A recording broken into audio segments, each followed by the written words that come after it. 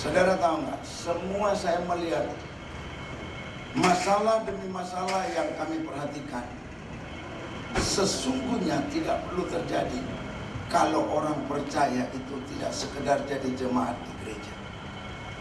Sebab kalau posisi kita jadi jemaat, saudara dengarkan saya, ketika pendeta yang berkhotbah itu engkau dengar, engkau cuma jadi jemaat, engkau akan pulang dan memberikan satu kesimpulan dari dua. Khotbah pendeta itu pertama bagus, dan kalau tidak bagus apa? Jelek. Apa jadinya engkau kalau engkau dengar sekarang pendeta Noldi khotbah jelek dan engkau pulang? Bagaimana jadi hidupmu dengan komunitasmu, dengan istri dan keluargamu yang akan mendapat dampak dari hasil engkau dengar khotbah yang jelek itu? Setelah saya amati, kalau pendeta itu tidak seorang humoris, dianggap khotbahnya jelek. Ini celaka. Di sana tidak terjadi pertumbuhan rohani.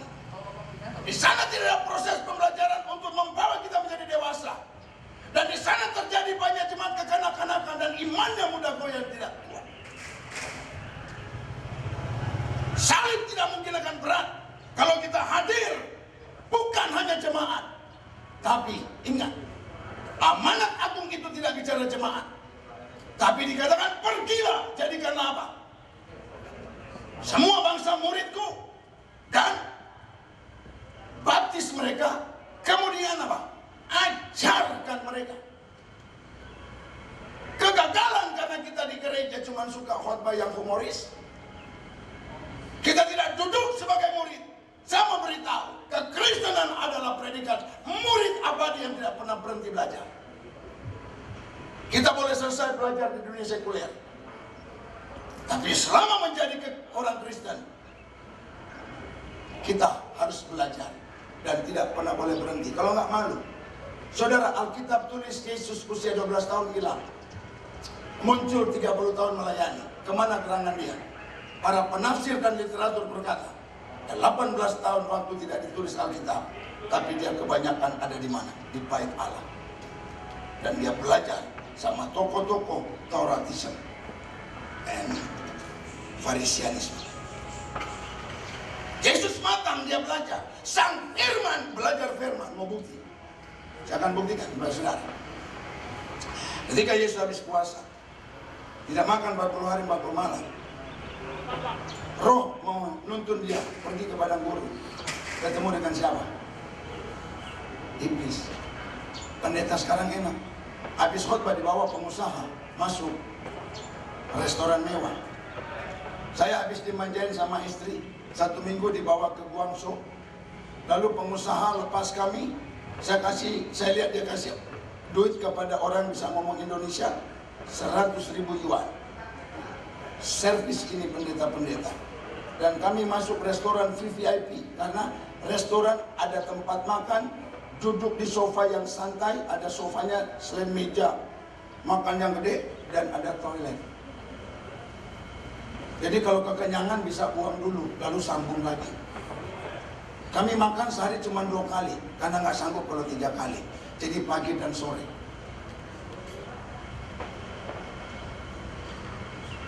Setiap malam ganti terus restorannya, tidak ada yang sama.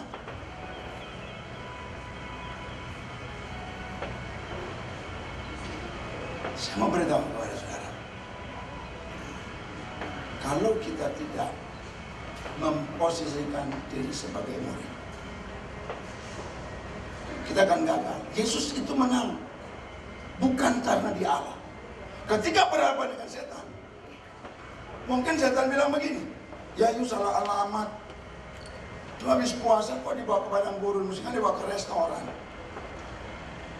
Tapi ya sudahlah, bagimu nggak problem lah. Sekalipun cuma ada pasir dan batu, itu kan anak Allah. Jadikanlah batu ini roti. Bolehkah saya bertanya, apakah saudara yakin Yesus sanggup mengubah batu jadi roti? Sanggup nggak? Kalau kata pendeta Noli, bukan sanggup mengubah batu jadi roti, tapi jadi breadcrumb sekalian. Yang ada abon itu. Ya, maksudnya batu diubah jadi roti. Setannya diubah jadi abonnya. Diciak sekaligus. Tapi yang menakjubkan di sini, saudara perhatikan kalimat itu yang saya geleng-geleng kepala. Ada tertulis. Ada tertulis. Yesus pernah duduk sebagai murid. Murid cuma ada dua. Dia belajar membaca dan menulis dengan menggunakan dua instrumen penting, telinga dan mata, lalu dibantu dengan instrumen yang lain, tangan, untuk menulis. Yesus sang firman baca firman. Ketika datang serangan fajar, dia tidak perlu untuk mengeluarkan keilahiannya, tetapi dia mengutip firman yang dia baca dari Ulangan pasal yang ke-8 ayat 3. Ada tertulis, manusia hidup bukan dari roti saja, tapi dari setiap apa? Firman yang keluar dari mulut Allah. Kalau kau baca dalam surat Ibrani, kita jadi malu. Karena di dalam surat Ibrani dikatakan, Yesus itu sekalipun dia anak, tapi dia telah belajar.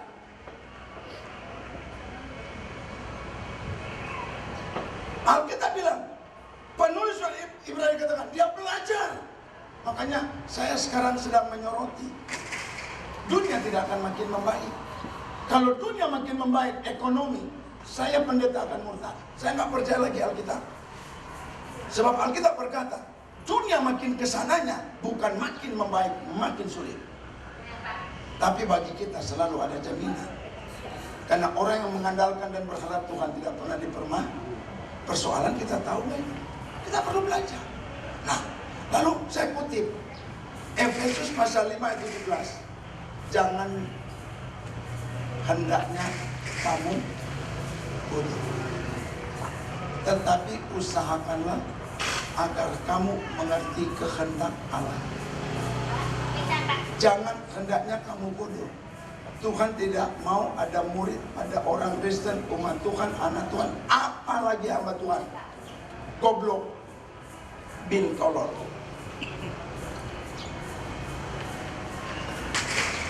Nah, untuk kita keluar dari kebodohan, apa yang harus kita lakukan? Belajar. Belajar itu harus menggunakan dua instrumen, dengar dan baca. Dan betul. Pendeta khotbah kita dengar, tulis. Kalau murid kita baca, poin-poin penting kita tulis. Murid Kristus adalah murid yang unik, karena tidak ada indikasi baik secara implisit apalagi eksplisit bahwa ketika kita belajar lalu kemudian kita jadi pintar, nggak ada. Itu yang menakutkan banyak pendeta sekarang. Kenapa saudaraku? Kalau sampai gereja dipenuhi oleh orang-orang pintar, itu gereja ancaman bubar atau kacau. Belajar itu mutlak, tapi bukan menghantar kita jadi pintar. Menjadi murid Kristus bukan untuk menonjolkan kita jadi pintar, tapi semakin kita belajar, semakin kita mengerti kehendak Tuhan. Yang setuju boleh katakan amin. Yesus tahu dia ke dunia hanya untuk melakukan kehendak Bapa. Dia belajar untuk melakukan kehendak Bapa. Makanya di dalam Yohanes pasal 4 dikatakan gini, makananku ialah melakukan kehendak Dia dan menyelesaikan. Hasil dia punya proses belajar mengajar untuk melakukan kehendak Bapa, bukan untuk melawan. Makanya kepada guru-gurunya dia nggak pernah melawan. Ahli Taurat, dia cuma bilang kepada pengikutnya, apa yang mereka ajarkan dengar dan ikuti. Apa yang mereka ajarkan dengar dan ikuti. Hanya jangan lakukan seperti kelakuan mereka. Paling tidak Yesus bilang, seperti aku belajar dari mereka, tapi tidak hidup seperti kelakuan mereka, tapi saya hidup sesuai dengan kehendak. Saya akan melihat kalau ini terjadi dalam komunitas Kontor Gede, Di Jakarta itu motor gede banyak. Saya punya jemaat, saya pernah pinjam, lalu saya foto di situ. Saya bilang, Om mau khotbah di motor gede. Komunitas yang mana ya Om? Ah, ternyata ini jangan-jangan ada berapa komunitas. Kenapa kita nggak join? Kalau kita belajar, kita mengerti, kita akan pergi. Kita akan tidak rela kalau ada orang binasa, kalau di keluarga kita. Om saya yang bawa kami ke China. Itu karena dia punya misi. Dia panggil, dia punya, bukan saudara, rekan bisnis. Dia duduk jadi penterjemah. Dia memulainya. Gue nggak rela, gue mati, lu mati, kita nggak ketemu di sana. Begitu selalu dia memulainya. Itu gue nggak rela. Di dunia kita saling menguntungkan. Tapi kalau lu mati, lu rugi. Dia ngomong sambil nangis. Di sana kan tanya, lu kenapa? Ini loh, pendeta yang ngomong. Agama tidak menyelamatkan, selalu sampai dari situ. Agama tidak bisa menjamin, agama pun akan binasa. Termasuk agama Kristen. Yang menyelamatkan adalah Allah yang datang menamakan diri sebagai Yesus. Kutip ayatnya, di kolong langit tidak ada nama lain yang olehnya manusia bisa selamat. Oleh karena begitu besarnya itu penginjilan pribadi. Dia bawanya kami ke Surabaya karena ada rekan-rekan bisnisnya yang sedang bermasalah. Kami, kalau ini terjadi di komunitas motor gede, mungkin motor gede ini di Jakarta ini banyak sekali, ratusan, bahkan di atas 1000. Tadi saya sedang menghayal berapa banyak yang di motor gede. Saya pikirkan, wah, sebab kalau di jalan tuh kadang-kadang tamrin bikin macet. Wah, taruh kata kalau mereka ada 1000-an, yang Kristen 30%, berarti banyak, berarti ratusan. Tapi kemana Pak mereka? Main golf atau lagi keliling, saudara? Kematian tidak ada yang tahu. Saya tidak bernubuat, tapi paling nggak ada pelajaran. Sofan Sofia mati di tengah hobinya. Sayang kan? Sayangnya apa? Dia mati tidak percaya Yesus. Saya harap komunitas motor gede punya misi tentang membawa jiwa kepada Kristus, bukan sekedar show force. Kalau kita sukses mengirim Tuhan, maka Alkitab bilang yang terakhir, tinggal. Yohanes pasal 15 bilang, jikalau aku tinggal di dalam kamu, kamu tinggal di dalam aku, minta apa saja. Berarti jaminannya lega kan? Di surga nggak usah ngomong leganya, tapi Allah menjamin di bumi yang penuh dengan kepenatan pun ada janji dari Allah di dalam Yesus tentang kelegaan. Jika kita mengikut Tuhan secara sungguh-sungguh, kita menjadi murid yang terus belajar, makin mengerti kehendak Allah. Lalu kita berdoa dan kumuli, sehingga kita menjadi pribadi-pribadi yang faithfulness. Tidak hanya taat, namun seperti Yesus, taat dan setia, setia dan taat. Jangan pernah taat kepada gereja dan pendeta, tapi taatlah kepada Tuhan. Sebab imbasnya, lari-larinya juga kemana? Ke gereja dan ke pendeta. Kalau kita taat kepada pendeta, kita akan ribut dengan pendeta. Satu saat, itu semua bom waktu. Tapi kalau kita taat kepada Tuhan, kita nggak pernah terlalu peduli dengan apa yang dilakukan oleh pendeta.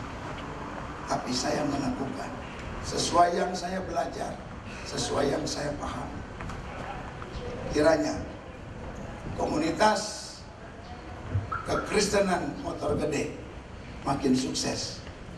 Sukses dalam hal rohani, sukses dalam hal jasmani, bertumbuh dalam kedewasaan, diberkati Tuhan dengan berlimpah.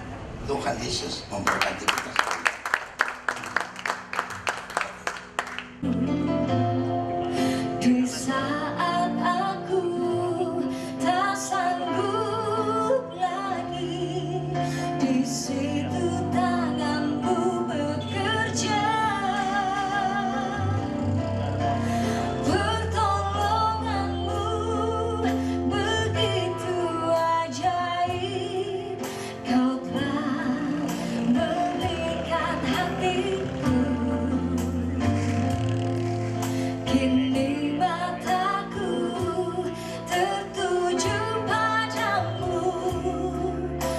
rasakan kasih-Mu Tuhan. Kita angkat pujian ini dari awal. Hatiku tenang bersama Yesus. Hatiku tenang berada dekat-Mu. Kau telah memikat hatiku. Hatiku tenang, hatiku tenang berada dekat-Mu. Kau yang pelihara hidupku. Pertolongan-Mu begitu ajaib. Kau telah memikat hatiku. Di saat aku tak sanggup lagi, di sini